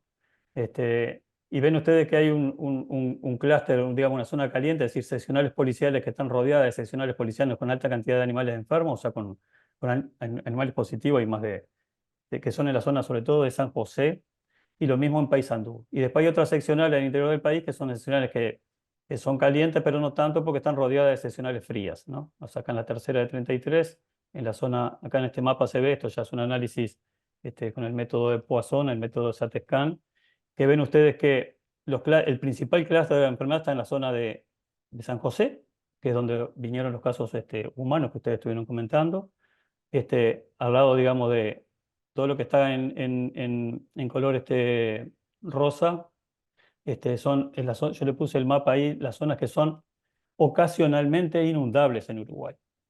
Son aquellas zonas donde básicamente cuando llueve, sobre todo en primavera-verano, o en primavera-verano, tienden a inundarse pasajeramente. O sea, son, digamos, desborde de arroyos, campos planos, donde el agua, digamos, está a veces 15, 20 días y luego desaparece. Y esas zonas inundables que ven ustedes en donde están en la zona básicamente, por ejemplo, bueno, en el sur, en la zona cerca del río Santa Lucía, tanto del lado en San José, acá en el río Uruguay. Estos casos son, acá yo le puse los casos individuales, no todo por foco, de acá de la zona este de 33. Ven ustedes que ellos están todos localizados en lo que vendría a ser las zonas inundables. No hay casos, esto que está acá, es la Cuchilla Grande. O sea, no hay casos en la zona de sierra, a pesar de que hay mucho caballo ahí y hay mucho mosquito, en esa zona no hemos detectado ningún caso. Los casos están del lado, del lado este de la Cuchilla Grande, cerca de la Laguna Merín, o en las planicies altas de la Laguna Merín, o cerca del Río Negro, cerca del Río Uruguay, cerca del Río Santa Lucía, en todo en campos inundables. Y eso de los campos inundables es importante porque ahí es donde prolifera sobre todo el Aedes albitafastius, sí, que es uno de los que, digamos, que deposita los huevos en esos campos de inundaciones transitorias y donde después se infectan los caballos y los humanos. Pero simplemente quería mostrarles esto para que vean que hay una relación entre los casos humanos y los equinos. Los equinos, históricamente se los considera como animales centinela. O sea, si el equino, que es más susceptible que el humano, aparecen animales. Decían, la gente esta que trabajó mucho, yo le mostraba anteriormente, 2 meses, ellos dicen 45, 60 días después aparecían casos humanos, que prácticamente fue lo que sucedió acá en Uruguay. Los primeros casos acá en Uruguay fueron en noviembre y los casos en humanos aparecieron en febrero, y justo en la zona de mayor, donde están las zonas más calientes, los clústeres de la encefalitis equina. Y esto, digamos, es la vinculación que existe en este tipo de enfermedades, digamos, que el equino puede dar una alerta, digamos, la alerta con bastante anticipación y focalizar en la zona donde van a aparecer los casos. Sobre todo en esta zona que yo le decía acá, probablemente habría que prestar atención acá en la zona de Paysandú, en la zona acá de 33, esta zona este. Si ustedes hacen el recorrido de Montevideo por la ruta 8 hasta 33, van a ver que todos los casos están a la derecha de la ruta, inmediatamente a la derecha de la ruta, que es, digamos, es la zona esa, digamos, de campos inundables ocasionales. Digamos, tiene un patrón geográfico, nosotros decimos esta enfermedad tiene un nicho geográfico, un nicho ecológico muy definido, que, digamos, permite esto, digamos, decir, bueno, el problema principal, obviamente la enfermedad ocurre en todo el país porque están en todos los departamentos diagnosticados, pero los clústeres, las zonas calientes, las zonas rojas donde más problema puede haber son esas que yo les muestro, y que obviamente sería donde habría que focalizar más la vigilancia tanto en veterinaria como en humano. Bueno, eso era todo para decirle, simplemente agradecerle obviamente la invitación y mencionarle que estas cosas que yo le estaba comentando está publicado digamos, obviamente a esta altura con la velocidad que han ocurrido los casos, digamos, hay una publicación que toda la parte de patología está publicada en una newsletter de la Dave Thompson en Estados Unidos, que nosotros tenemos mucha vinculación, ahí está descrita toda la parte de histopatología.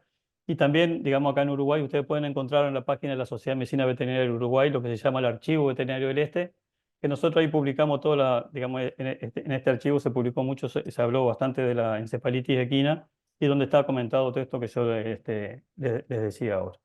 Así que eso es lo que tenía para comentarle. Así que, y muchas gracias. Muchas gracias, Fernando.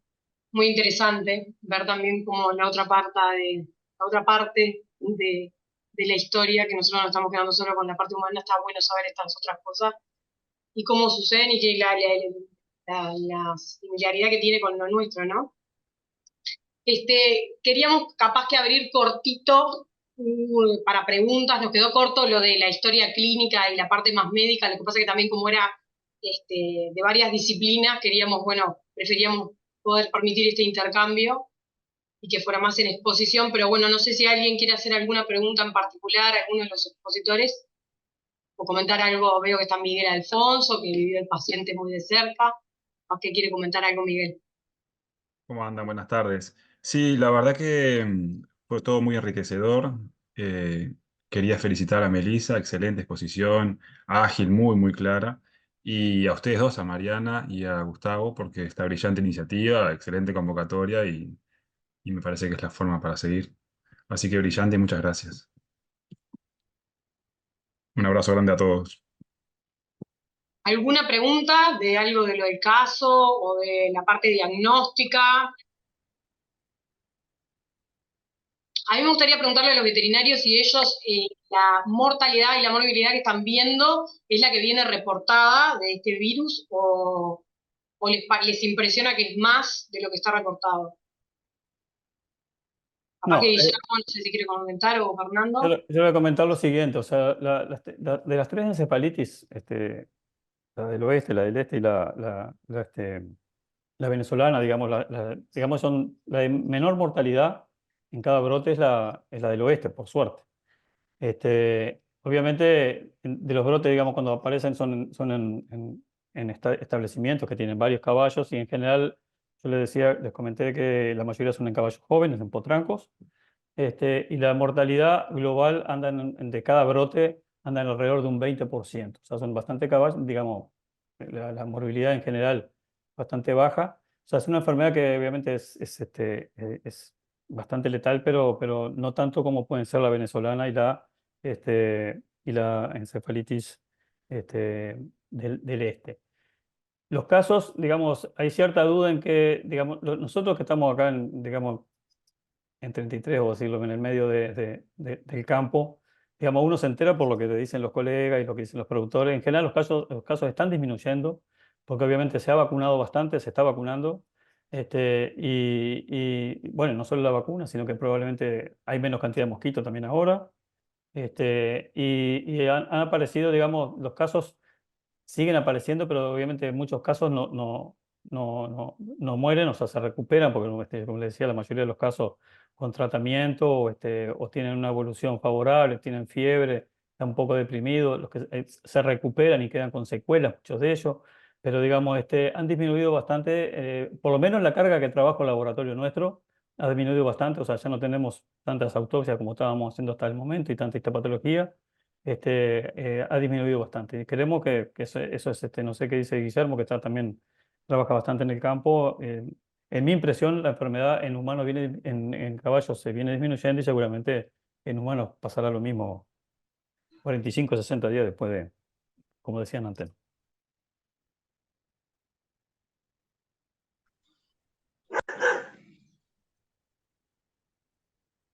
¿Se escucha ahí? Sí. Sí, se escucha. No, que desde el punto de vista clínico, digo, si bien habían, nosotros lo que vimos claramente, por esto que decía Fernando, del medio en el cual están los caballos, que están completamente expuestos siempre a la picadura del mosquito, en montes, en zonas bajas, en zonas inundables, que había brotes por oleada, ¿no? La típica, cuando venía lluvia, aumento brusco de temperatura, mucho más mosquito y muchos más cuadros.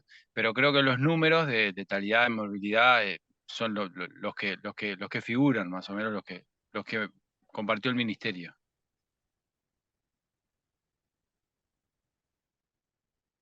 Bien, no sé si hay más preguntas. Hay una pregunta en el chat. Sí, para que la estoy buscando. Se sabe si hay equinos asintomáticos. Sí, muchos son asintomáticos. O sea, hay asintomáticos, hay casos, digamos, o sea, subclínicos. Después hay casos que son, la mayoría, como te decía, no mueren, tienen cuadro clínico, pasajero, fiebre y demás, y se recuperan, algunos quedan con secuelas. Y el porcentaje menor, digamos, que muere, es lo que nosotros hacemos el diagnóstico, porque obviamente es la forma más específica para hacer un diagnóstico, es la parte de patología y el PCR sobre el sistema nervioso central, que es la forma, digamos, más directa de hacer el diagnóstico. Pero sí, hay muchos casos asintomáticos, digamos, eso está estudiado ya en varias de estas encefalitis por serología. Hay un porcentaje, si mal no recuerdo, en Uruguay había hasta el año 2010, algo así como el 5 o el 10% de los animales seropositivos, según el tipo de virus. Y obviamente hay asintomáticos. Luego hay casos clínicos y luego hay casos que mueren.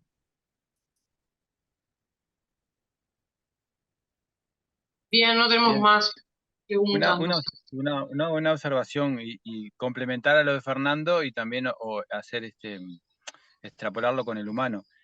Nosotros, sobre todo el tratamiento sintomático, analgésico, pero sobre todo una carga alta de dexametasona, que respondían bien, y el uso de dimetilsulfóxido, que nosotros usamos mucho dimetilsulfóxido en el equino, y teníamos para la parte de lesiones cerebrales, o sea, tiene muy buen resultado. Pero también teníamos casos clínicos.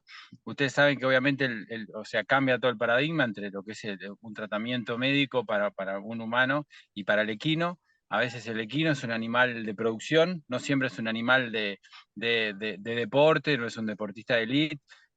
A veces es un animal de rodeo. Hay rodeos con mucha cantidad de animales y a veces hay una cuestión de costos y, y habían productores que no estaban dispuestos a gastar en tratamientos médicos caros si no gastaban, y colegas reportaban que sin tratamiento médico habían cuadros clínicos que también revertían, ¿no? Digo, un poco para complementar. Exacto. Bien, bueno, no tenemos preguntas. Agradecerle a Fernando, a Guillermo, a Julio, Sí. Lucía, a Meli y a Gonzalo por el tiempo, por la exposición, por aclarar un poco. Está bueno saber que, bueno, que hay otras herramientas más allá de la medicina a quienes podemos consultar y también nos pueden ir allanando el camino. Y bueno, no sé si Gustavo querés cerrar. Bueno, creo que ha sido sumamente enriquecedor para todos el abordaje, desde el caso clínico, el diagnóstico en humanos, el- la van premier de la presentación del documento de Julio de mañana y de Julio y de Steven, que acabamos de tener, y sobre todo la complementación con la medicina veterinaria y la georreferenciación, dónde estar más alertas, ¿no? Me quedó claro que hay lugares del país que tienen que estar más alerta que otros al diagnóstico, por lo que acaba de exponer Fernando, mostrando claramente en el mapa. Y bueno, agradecerles muchísimo el tiempo. Se hizo largo, pero creo que ha sido muy enriquecedor. Y bueno, que esta sea la primera de muchas.